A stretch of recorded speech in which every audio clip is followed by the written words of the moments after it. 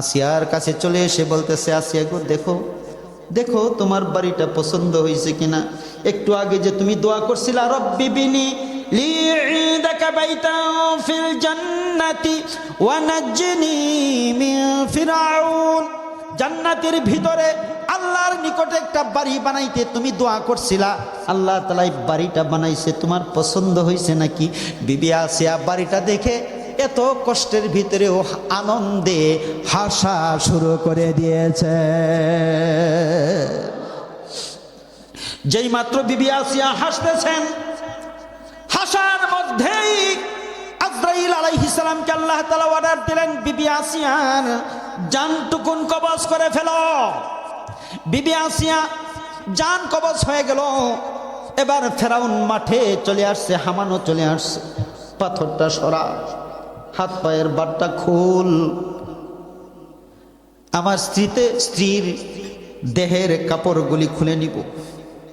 পাথরটা সরাইছে, হাত পার বাঁধন খুলে দিয়েছে। দেখে দেহটা পাথরের মতো শক্ত হয়ে আছে, লড়ে না। একদিকে ধাক্কা দেয়, পুরা শরীরটা লড়ে। এ আসিয়া, এ আসিয়া, কয়েকবার ডাক দিছে, কোনো সারা শব্দ নাই। হাত দিয়া দেখে বিবি আসিয়া দুনিয়াতে নাই, ইন্তেকাল হয়ে গেছেন, আল্লাহর দরবারে চলে গেছে। বিবি আসিয়া মারা গেছেন। ফেরাউন এবার বলতেছে, মারাই গেল, মরা মানুষের কাপড় খুললেই কি আর না খুললেই কি, বাদ দে, মরেই তো গেছি। শিখলাম কি আমার ভাইরা, বিবি আসিয়া রাজপ্রাসাদ ছাড়লো, স্বামী ছাড়লো, সন্তান ছাড়লো, কিন্তু আল্লাহকে ছাড়ে নাই, আর পর্দা ছাড়ে নাই। আল্লাহকে ভালোবেসে, পর্দাকে ভালোবেসে, নামাজকে ভালোবেসে বিবি আসিয়া রাজপ্রাসাদের পাশাপাশি নিজের জীবনটাও ছেড়ে দিয়েছে। যারা আলেমকে কষ্ট দেয়, ইসলামকে যারা বিলুপ্ত করতে চায়, যারা ইসলাম রাষ্ট্রধর্ম ইসলামকে বাতিল করতে চায়, যারা সংবিধান থেকে বিসমিল্লাহকে মুছে দিতে চায়, তাদেরকে এমনি ভাবে নমরুদের মতো পলাইতে হয়। চিৎকার দেয়া বলেন ঠিক না বেটে?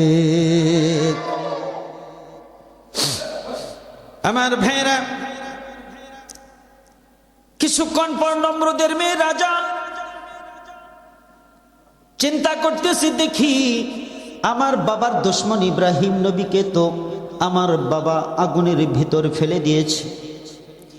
একটু কাছে যেয়ে দেখি ইব্রাহিম নবী কেমন করে দরফর করতে করতে মারা যায়, একটু কাছে থেকে দেখব। দুশমন কষ্ট পাইয়া মরলে অনেক সময় শান্তি পায়, শান্তি পাওয়ার জন্য আসছে। নমরুদের মেয়ে এসে দেখে, হায় হায় গো, আগুনের ভিতরে এমন সুন্দর এক ফুল বাগান, এত সুন্দর ফুল বাগান তার বাবার রাজপ্রাসাদের মধ্যেও নাই। নমরুদের মেয়ে রাজা চিৎকার দিয়া ইব্রাহিম নবীকে জিজ্ঞেস করে, ও ইব্রাহিম নবী, ব্যাপার কি? কেন তোমাকে আগুন পড়ে না? তুমি আবার একটা সুন্দর ফুল বাগানে বসে আছো, বসে বসে তুমি কি যেন বলতেছো, মনে হয় জাদু করছো। ইব্রাহিম আলাইহিস সালাম বলেন, কোন নবী জাদু জানে না, জাদু না, জাদু না, তাহলে কেন তোমাকে আগুনে পুড়ে না? ইব্রাহিম আলাইহিস সালাম বলেন, এমন একটা কালেমা পড়েছি, যে কালেমা পড়ার পর তোর বাবার আগুন নয়, যদি আমি জাহান্নামের ভিতরেও বসে থাকি, আমার শরীরের একটা লোম পর্যন্ত পড়বে না। লা ইলাহা ইল্লাল্লাহ, লা ইলাহা ইল্লাল্লাহ,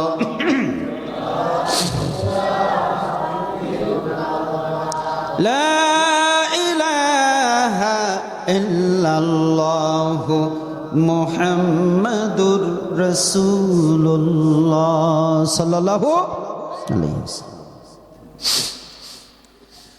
নমরুদের মেয়ে রাজা ইব্রাহিম নবীকে বলেন, না না, তুমি অবশ্যই জাদু করছো, কোনো কালেমা টালেমা না। আরে আমি কালেমাই পড়েছি, কোনো জাদু করি নাই। নমরুদের মেয়ে চ্যালেঞ্জ করতেছে, ও ইব্রাহিম নবী, তাহলে তোমার কালেমাটাকে আমি একটু পরীক্ষা করে দেখতে চাই, পড়াও তো আমাকে।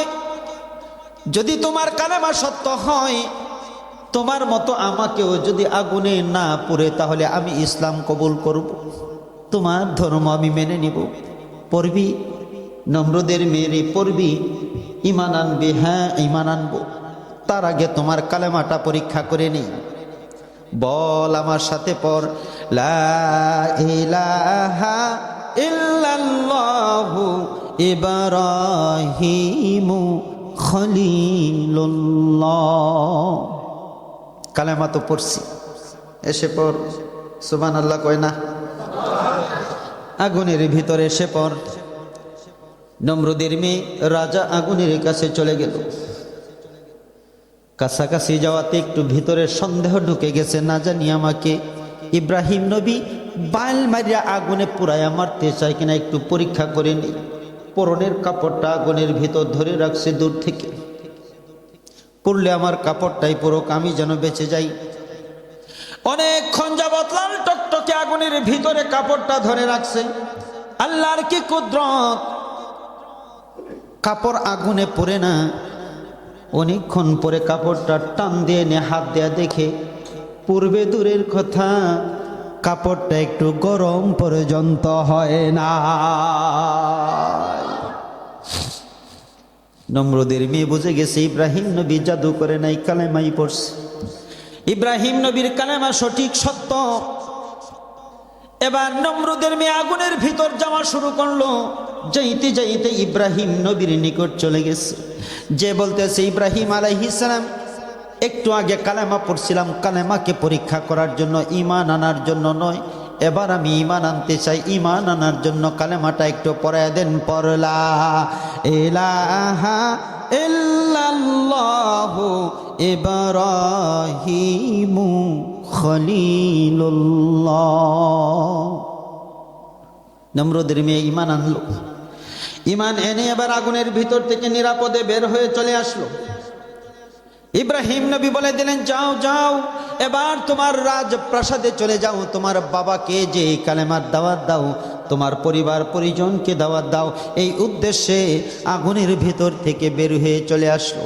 এই কালেমার বরকতে নমরুদের মেয়ের কাপড় পূর্বে দূরের কথা, শরীর পূর্বে দূরের কথা, শরীরদের একটা লোম পর্যন্ত পুড়ে নাই।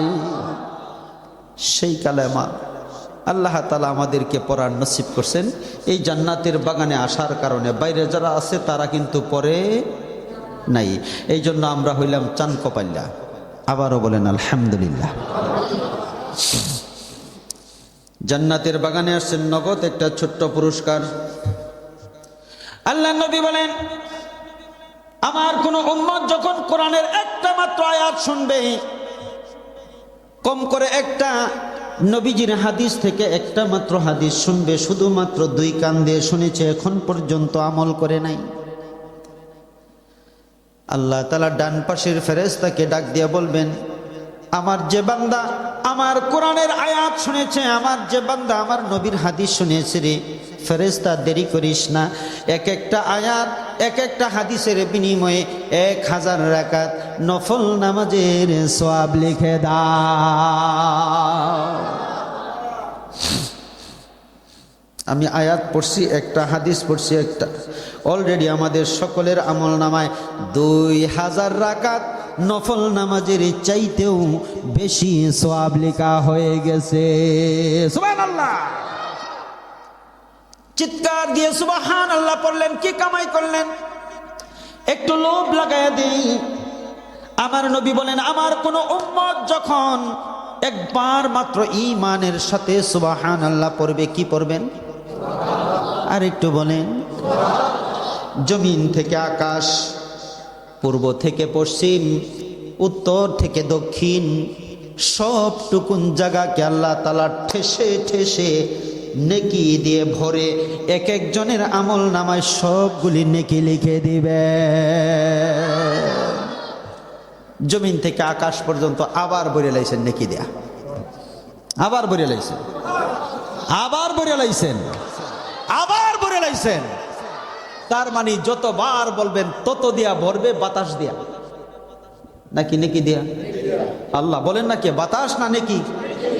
আমাদের দাবি হলো নেকি, আমাদের প্রয়োজনও নেকি, জান্নাতে যাওয়ার জন্য দরকার নেকি, সেই নেকি আমরা চাই।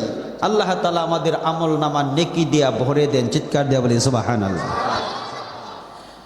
এই যে জমিন থেকে আকাশ পর্যন্ত বললেন নেকি দেয়া, কয়টা নেকি হয়েছে আব্বু জানেন? আমার ভাই জানেন? কষ্ট হচ্ছে আপনাদের? একটা নেকি তত বড় উহুদ পাহাড়টা যত বড়। সুবহানাল্লাহ। একটা নেকি কত বড় বলেন? উহুদ পাহাড় যত বড়, একটা নেকি তত বড়। উহুদ পাহাড়টা কত বড় আপনারা জানেন? উহুদ পাহাড়টা লম্বায় 7 কিলোমিটার। কত? 3 কিলো বলেন না, লম্বা কত? 7, লম্বা নেকি 3, উঁচা আধা কিলোর একটু কম, উঁচাটা বাদ দেন, লম্বাটাই ধরি। বলছিলাম নেকিটা লম্বা কত? 7 কিলো। সরি, নেকিটা লম্বা না, উহুদ পাহাড়টা লম্বা 7 কিলো। এবার বলেন তো হাফানিয়ার ভাইরা, নেকিটা লম্বা কয় কিলো? বুঝেন নাই? নেকিটা লম্বা, নেকিটা 3 কিলো। হাফানিয়ার ভাইরা আমার জিজ্ঞাসা হলো, একটা নেকি যদি 7 কিলোমিটার লম্বা হয়, একটা নেকি যদি 3 কিলোমিটার পাশ হয়, জমিন থেকে আকাশ, পূর্ব থেকে পশ্চিম, উত্তর থেকে দক্ষিণ নেকি দিয়া ভরলেন, কতগুলো নেকি কামাই করলাম আল্লাহ তাআলাই জানেন। আরেকবার চিৎকার দিয়া সুবহানাল্লাহ।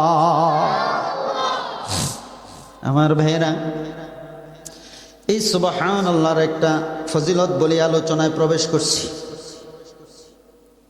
মুহাম্মাদুর রাসূলুল্লাহ সাল্লাল্লাহু আলাইহি ওয়াসাল্লাম একদিন বসে বসে নির্জনে বসে কাঁদতেছেন, চোখ দিয়ে গড়াইয়া গড়াইয়া পানি পড়তেছে। দিনের নবীর চোখ দিয়ে গড়াইয়া গড়াইয়া পানি পড়ে। নবীজি এমনি ভাবে কাঁদতেছিলেন, ঠোঁট দুটি যেন কাঁপতেছিল।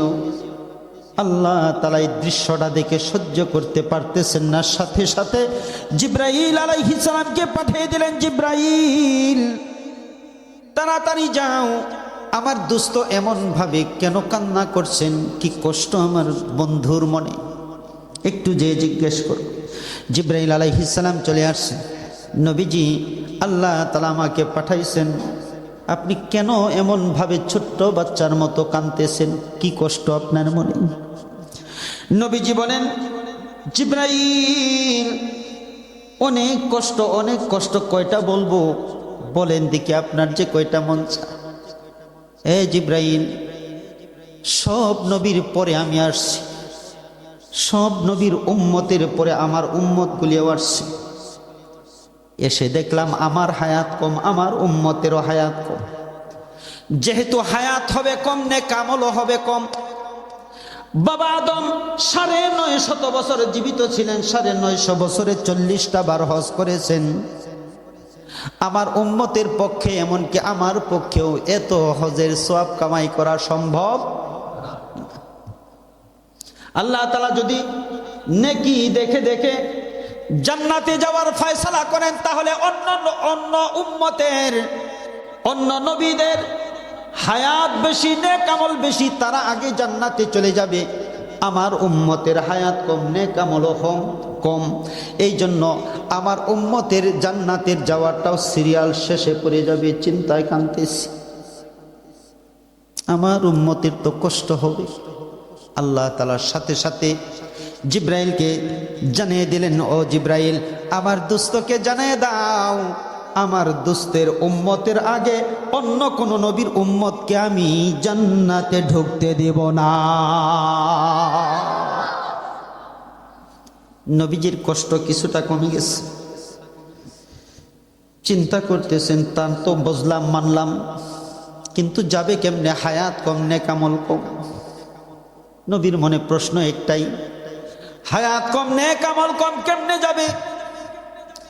সাথে সাথে ফয়সালা হয়ে গেল, নবী গো, আপনার পিতা আদম 40টা বার হজ করেছে, এই জন্য আপনি কাঁদতেছেন। নবী কাইদেন না, কাইদেন না। আপনার উম্মত যখন মাগরিবের নামাজের পরে 100 বার সুবহানাল্লাহ পড়বে, কতবার? একটু জবানটা বলেন, কতবার? আরেকবার, আরেকবার। আবার ফজরের নামাজের পরে 100, 2 বারে কত? হাঁপানি আর যুবকরা বলতে হবে 2 বারে কত? এবার সর্বোচ্চ একটা আওয়াজ দেওয়ার জন্য, সুবহানাল্লাহ পড়ার জন্য ঠুটে শক্তিটা নিয়ে এসে জমা করে রাখুন। আমার নবী বলেন, আমার কোন উম্মত যখন মাগরিবের নামাজের পরে 100 বার সুবহানাল্লাহ পড়বে, আবার ফজরের নামাজের পরে 100, 2 বারে 200 বার সুবহানাল্লাহ যিনি পড়বেন, আল্লাহ তাআলা তিনাকে প্রতিদিন, রেডি রেডি কিনা, প্রতিদিন 100 হজের সমপরিমাণ সওয়াবের মালিক বানাইয়া দিবে। একদিনে কত? 100। একদিন 100, বলেন একটু মিছিল হোক। একদিন। আরেকবার খাইছে না, শক্তি নাই। 2 দিন, 2 দিনেও 100। 3 দিন, আরেকবার, আরেকবার উচ্চ স্বরে। 4 দিন, 5 দিন, 1 মাস। কত? 1 মাসে 3000। আমলটা ধরবো না ছাড়বো? আমলটা ধরবো না ছাড়বো? কবে? মারা যাওয়ার পরে। কবে? মারা যাওয়ার আগেই। আল্লাহ তৌফিক দান করুন, চিৎকার দিয়ে বলি। এবার একটা পরীক্ষা হয়ে যাক, আমলটা কেডা কেডা ধরবেন না, হাত উঠেন। উদ্দেশ্য ভালো, উদ্দেশ্য ভালো, সকলেই আমলটা ধরবো। তো বলতে পারেন, হুজুর কইছে কোত্থেকে এই হাদিসটা পাইলেন? মেশকাত শরীফের 998 নাম্বার হাদিস। মেশকাত শরীফের 998 নাম্বার হাদিস। আমলটা করতে পারি তো না? একদিনে কত হজের সওয়াব? বলেন না আব্বু, বলেন। একটু শিখি, শিখি। শিখলে লাভ কি জানেন? একটা হাদিস শিখলে 1000 রাকাত নফল নামাজের সওয়াব। আর একটু আস্তে কঞ্জেন। আরে আর কত শিখাইয়া দেন? নাকি খাওয়া দাওয়া হয়েছে না আজকে? শক্তি কই গেল? জায়গাটার নাম তো হাঁপানিয়া। হাঁপানি রুগীরা কিন্তু শক্তি আওয়াজ দিতে পারে না। আমি কি ধরে নিব আপনাদের এই রোগ আছে? হ্যাঁ হ্যাঁ, আল্লাহ কবুল করুন, আমাদের শক্তি বাড়াইয়া দেন। আর একটু আসতে বলি আমিন। আল্লাহ, এখন তো স্পিড বেশি বাড়িয়েছে গা। প্রিয় উপস্থিতি, রাগ করতেছেন না তো? আবার আল্লাহ তাআলা আমাদেরকে আমলটা করার জন্য সুযোগ করে দেন। আস্তে করে আমিন। আমি কোরআনুল কারীমের একটা ছোট্ট আয়াতাংশ আপনাদের সামনে তিলাওয়াত করছি।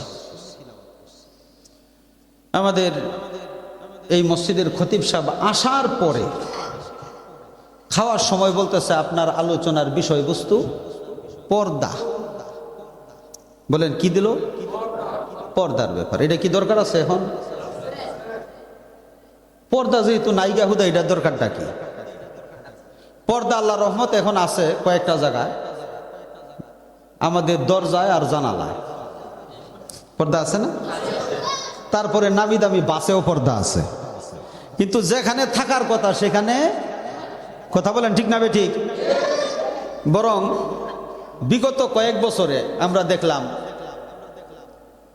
অঘোষিত একটা নিয়ম হয়ে গেছিল স্কুল কলেজে, অনেক স্কুল কলেজ ভার্সিটিতে বোরকা পরা মেয়েরা খুব নির্যাতিত হইত, খুব অপমানিত হইত। বোরকা নাকি একটা অন্ধকার যুগের একটা কাজ, এটা আধুনিক যুগে চলে না। চিৎকার দিয়ে বলেন না আউযুবিল্লাহ। বহু মানুষ এখনো আছে বোরকা দেখলে তাদের চুলকানি উঠে, যেমন চুত্রা পাতা লাগলে শরীর চুলকা, এরকম বহু মানুষ আছে বোরকা দেখলে তাদের শরীরটা চুলকাইতে থাকে। আল্লাহ তাআলা এই জাতি থেকে আমাদেরকে হেফাজত করুন, কোরআনের আইন মোতাবেক দেশটা চলার তৌফিক দান করুন। চিৎকার দিয়া বলে আমিন। আমার ভাইরা, যে আয়াতটা আমি আপনাদের সামনে তিলাওয়াত করেছি, এই আয়াতটা পৃথিবী কুখ্যাত একজন ব্যক্তির স্ত্রীর আলোচনা। যে মানুষটার স্ত্রী, তিনার এই দোয়াটা আল্লাহ তাআলা কোরআন মাজিদে কোট করে দিয়েছেন। ওই লোকটার নাম হচ্ছে ফেরাউন। লোকটার নাম কি? ফেরাউনের চাইতে খারাপ মানুষ আগেও ছিল না, এখনো নাই, আগামীতেও আসবে না। ফেরাউন হচ্ছে পৃথিবীর সর্বকালের সর্বনিকৃষ্টতম মানুষ। বলতে পারেন কেন? আর উম্মতে মুহাম্মাদীর নবীজির জামানা সর্বকালের সর্বশ্রেষ্ঠ নিকৃষ্ট মানুষ হলো জাহেল না। আবু জাহেল এত খারাপ না, এর চাইতে বড় খারাপ হলো আবু লাহাব।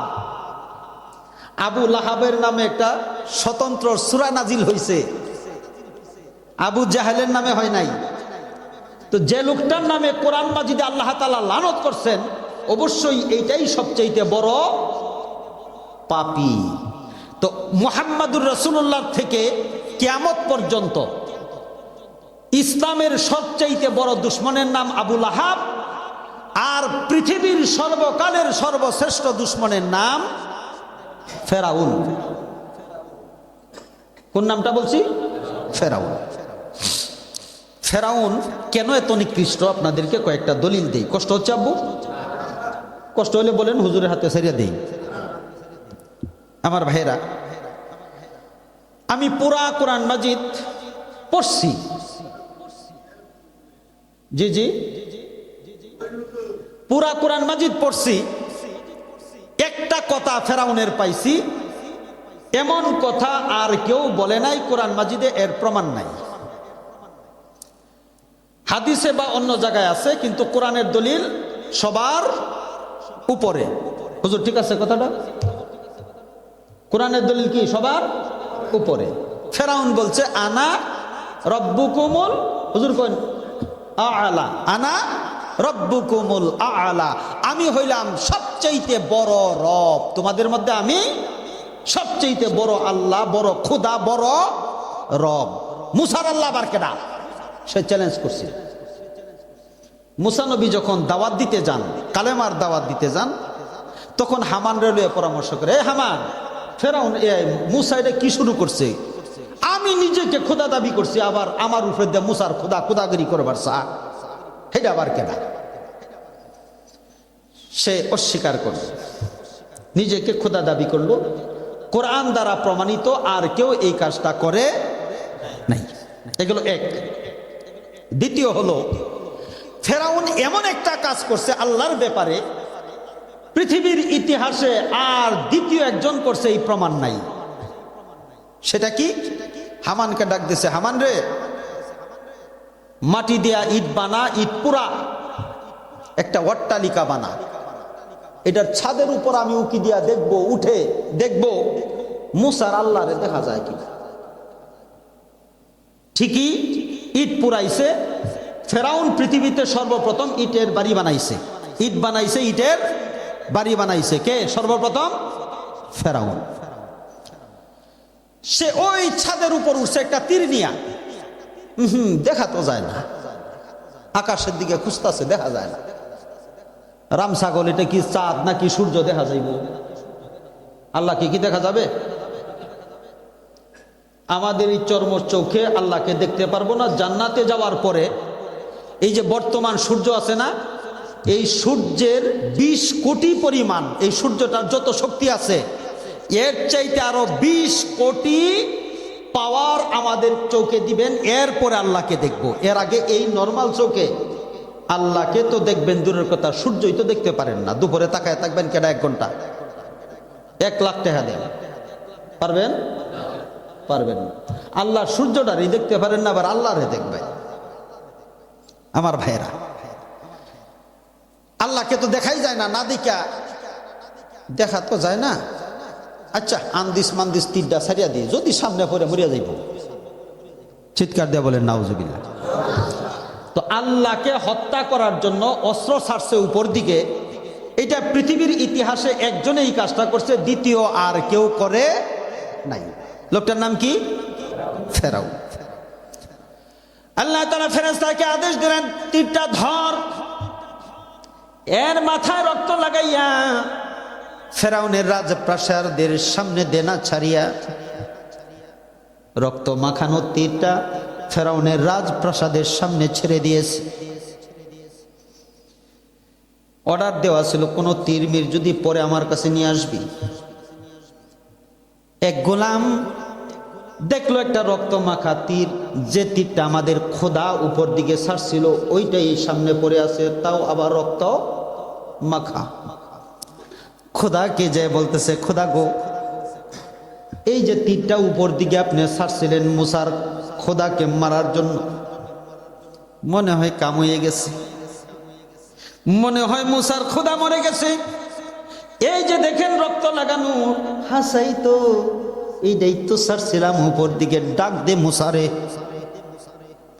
মুসা নবীর ডেকে আনছে। ফেরাউন আবার বিরাট খুশি, মুসা গো, কাম তো হারিয়া লাইছি। মুসা, কেল্লা ফতে, তোমার আল্লাহরে তো মারিয়ালছি। চিৎকার দিয়ে বলেন নাউজুবিল্লাহ।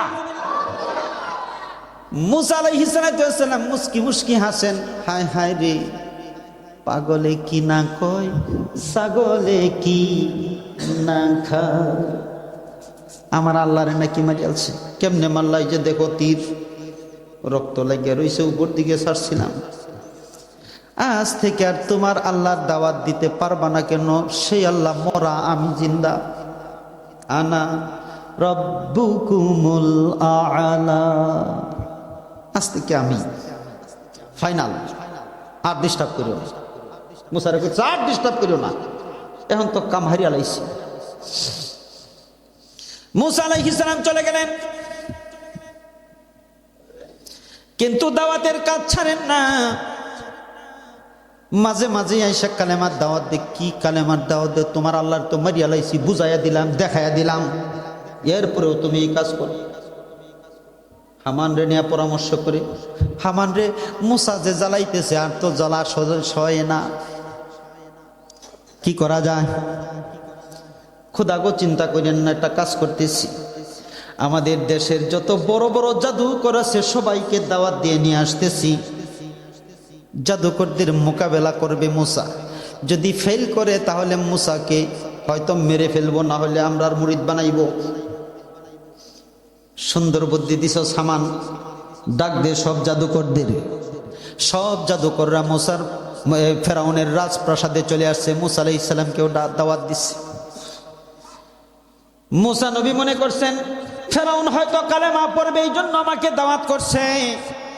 মুসা নবী যে জাদুকরদের মোকাবেলা করতে হবে এটা জানতেন না। যেই মাত্র রাজপ্রাসাদে ঢুকছেন, জাদুকরদেরকে শেখানো ছিল মুসা নবী ঢোকার সাথে সাথে হাতের রশিগুলি ছেড়ে দিবে।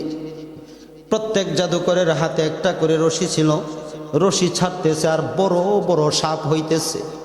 এক একটা সাপ মুসা নবীর দিকে আসতেছে। মুসা নবী ভয়ে কাঁপতেছেন, হায় হায়, কই আইলাম, কোন মুসিবতে পড়লাম। আল্লাহ তাআলা বলেন, মুসা ভয় পাইও না, তোমার হাতে লাঠি আছে, ছাড়ো। মুসা আলাইহিস সালাম করে খাবারগুলো, পানিগুলো আমার আসিয়াকে যাইয়া তাড়াতাড়ি দিয়া।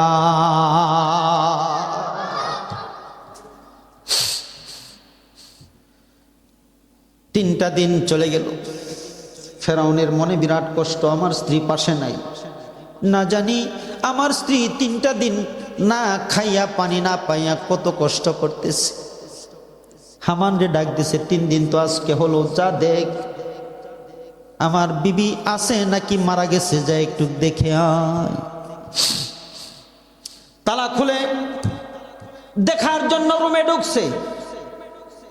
রুমে ঢুকে আবার তালা লাগাইয়া দৌড় দিছে খোদার কাছে, খোদা গো, খবর খারাপ, খবর ভালো না। ফেরাউন মনে করছে তার স্ত্রী বোধহয় দুনিয়াতে নাই, মারা গেছে। কি হইছে রে হামান, আমার স্ত্রী কি মারা গেছে না কি হইলটা কি? খোদা গো, মারা যায় নাই, মারা যায় নাই, মনে করছিলাম আপনার স্ত্রী 3 দিনে না খেয়ে মরে যাইব, এখন যায় দেখি আপনার স্ত্রী চেহারার লাবণ্যতা এত বাড়ছে গো, আপনার স্ত্রীর বয়সটা যেন কমে গেছে, সৌন্দর্যতা বেড়ে গেছে, এমন সুন্দর হয়েছে গো, মনে হয় পূর্ণিমার চাঁদ ওই রুমের ভিতরে আল্লাহ তাআলা ঢুকাইয়া দিয়েছে। ফেরাউন দৌড়তেছে, এবার যায় দেখি আমার স্ত্রী আসলে কি হয়েছে, যায় দেখে সত্যি সত্যি রূপ লাবণ্য চেহারার সৌন্দর্যতা আরো বেড়ে গেছে। পাশে দেখে খাবার আছে, জান্নাতি ফল পানি আছে। বিবি আসিয়া তালাটা লাগাইয়া চাবি নিয়ে গেলাম আমি চলিয়া, কে তোমাকে 3 দিনের মধ্যে খাবার দিয়ে গেছে, নামটা বলো, ওর দেহ থেকে মাথাটা আমি উড়াইয়া দিব, নামটা বলো। বিবি আসিয়া বলতেছে, নাম বললেও কিছুই করবার পাইতেন না, কিচ্ছু করতে পারবেন না। কেন পারবো না? এই খাবারটা পাঠাইছেন তিনি, যে আল্লাহকে আমি সিজদা করি, সেই আমার মালিক জান্নাত থেকে আমার জন্য খাবার পাঠাইয়া দিয়েছে।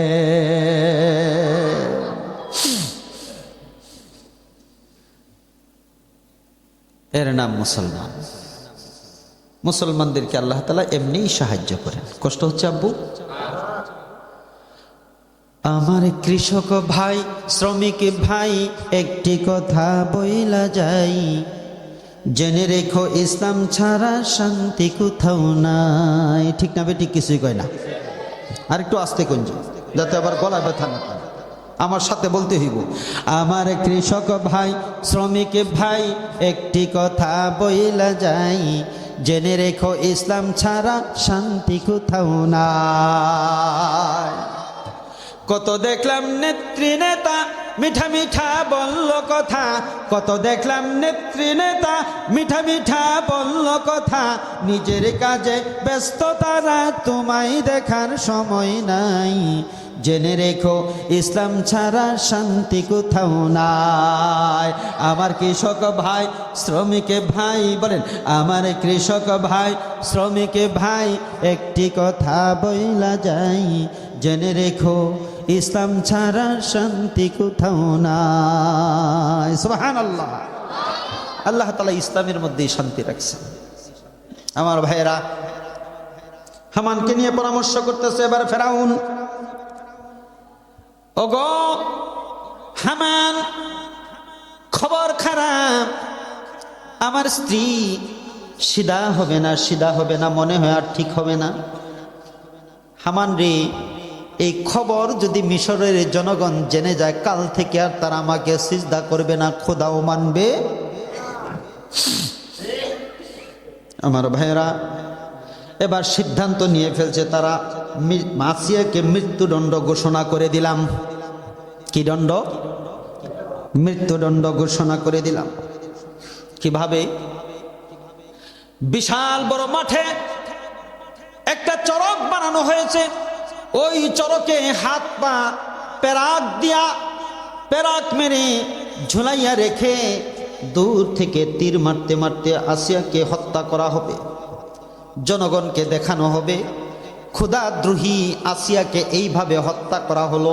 আমার দেশের জনগণ, তোমরাও যদি কেউ ক্ষুধাকে অস্বীকার করো, এইভাবে মরার জন্য তৈরি থাকবা। বিবি আসিয়াকে হাত পা বেঁধে আগে কঠিন মরুভূমিতে শোয়া রাখছে, শোয়া রেখে দিছে বুকের উপর পাথর চাপা দিয়া। নির্ধারিত দিনে, নির্ধারিত সময়ে, নির্ধারিত মাঠে দেশের হাজার হাজার জনগণ চতুর্পাশে দাঁড়িয়ে আছে। ফেরাউনের স্ত্রীর মৃত্যুদণ্ড কেমনে ঘোষণা করা হয়, কার্যকর করা হয়, দৃশ্য দেখার জন্য একজন ঘোষক এসে ঘোষণা মেরে দিল, কিছুক্ষণের মধ্যেই এই মাঠে আমাদের খোদা চলে আসতেছেন। চিৎকার দেয়া বলেন নাউজুবিল্লাহ। আসার পর বিবি আসিয়ার শরীর থেকে কাপড়গুলি আগে খুলে নেওয়া হবে, এরপরে শুলে চড়াইয়া তার মৃত্যুদণ্ড কার্যকর করা হবে। যেই মাত্র ঘোষণা শুনে ফেললেন বিবি আসিয়া, হাজার হাজার মানুষের সামনে তার কাপড়গুলি খুলে নেওয়া হবে। বিবি আসিয়া কাঁদতেছেন, চোখ দিয়ে গর গর করে পানি ছাড়তেছেন। কেঁদে কেঁদে আল্লাহর কাছে একটা দোয়া করা শুরু করে দিলেন। মালিক গো মালিক, কতগুলি বছর যাবত আমি ফেরাউনের হাতে বন্দি, জেলখানায় বন্দি। চাবুক মারতে মারতে আমার শরীরের গোস্তগুলো পচাইয়ে ফেলছে। অনেক জায়গা থেকে রক্ত গড়াইয়া গড়াইয়া পড়তেছে, পুষ পড়তেছে, গন্ধ ছুটে গেছে। এত নির্যাতনের পরেও আমি তোমার কাছে কিচ্ছু চাই নাই, কোনো অভিযোগ করি নাই। তোমাকে ভালোবেসে আমি সব নির্যাতন সবুর করে নিয়েছি, মেনে নিয়েছি। রব্বুল আলামিন এই মাত্র একটা খবর পাইলাম, আমার শরীর থেকে কাপড়গুলি জানি খুলে নিবে। হাজার হাজার মানুষ আমার বস্ত্রহীন দেহটা দেখবে। মালিক, আমি সহ্য করতে পারতেছি না। আরো যদি মাসের পর মাস আমাকে চাবুক মারতো আমি সহ্য করে নিতাম, কিন্তু খবরটা পাইলাম আমার শরীর থেকে কাপড়গুলি খুলে নিবে, এটা আমি সহ্য করতে পারলাম না। এই প্রথম তোমার কাছে আমি একটা আবেদন করতেছি, আল্লাহ, এতদিন করি নাই। কি আবেদন? রব্বি বিনি লি ইনদাকা বাইতান ফিল জান্নাতি ওয়া নাজ্জিনি মিন ফিরআউন।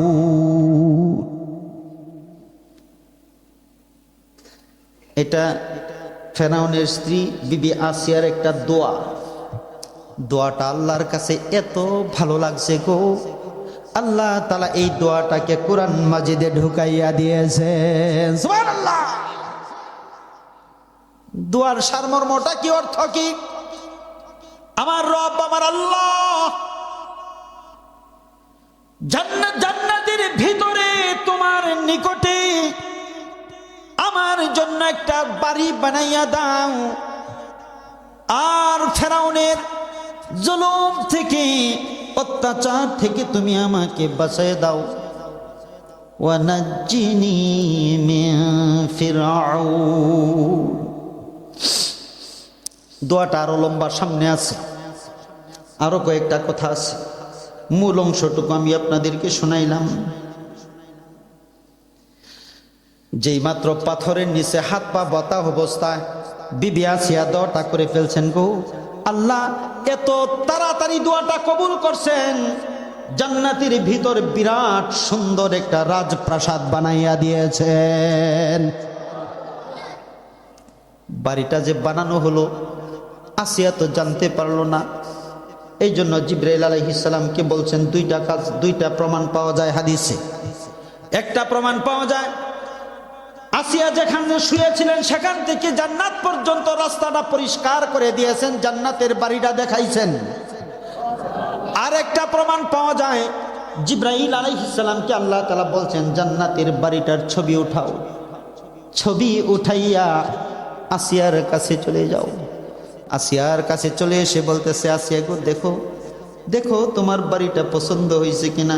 একটু আগে যে তুমি দোয়া করছিলা, রব্বি বিনি লি ইনদাকা বাইতান ফিল জান্নাতি ওয়া নাজ্জিনি মিন ফিরআউন, জান্নাতের ভিতরে আল্লাহর নিকটে একটা বাড়ি বানাইতে তুমি দোয়া করছিলা, আল্লাহ তাআলা এই বাড়িটা বানাইছে, তোমার পছন্দ হয়েছে নাকি?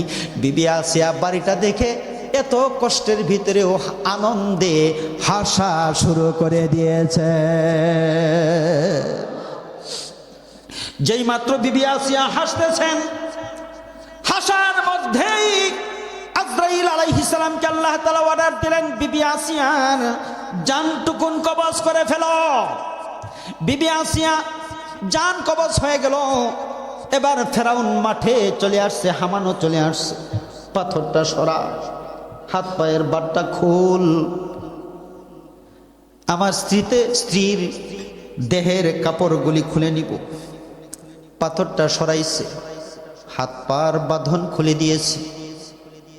দেখে দেহটা পাথরের মতো শক্ত হয়ে আছে, লড়ে না।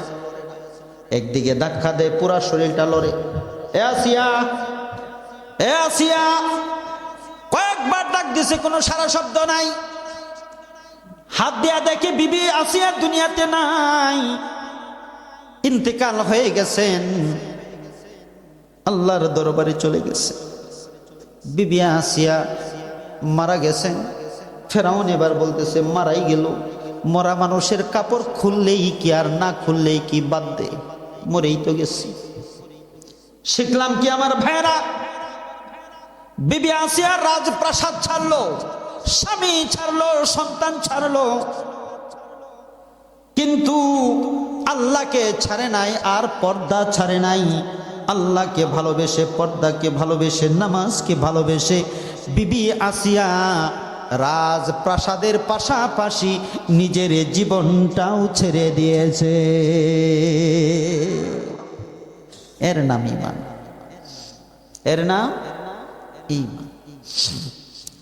কার লাগিয়া কান্দ তুমি, কার লাগিয়া হাসো, বলেন কার লাগিয়া কান্দ তুমি, কার লাগিয়া হাসো। ও যে তোমারে করলো সৃজন, যে তোমারে, যে তোমারে করলো সৃজন, তারে ভুলে আছো। কার লাগিয়া কান্দ তুমি, কার লাগিয়া হাসো। কাঁদবো আল্লাহর জন্য, হাসবো আল্লাহর জন্য। আব্বুরা কি বেশি কষ্ট দিতেছি? ফেরাউনের রাজপ্রাসাদে মুসলমান হয়েছিল কয়জন? রাজপ্রাসাদের মানুষের কথা বলতেছি, বাইরের দিনা। 3 জন। বলেন কয়জন? একজন মহিলার কথা বললাম, আর একজন মহিলার কথা বলি শেষ করে দিতেছি। আপনারা মনে মনে রাগও করতেছেন, সারে নাকে।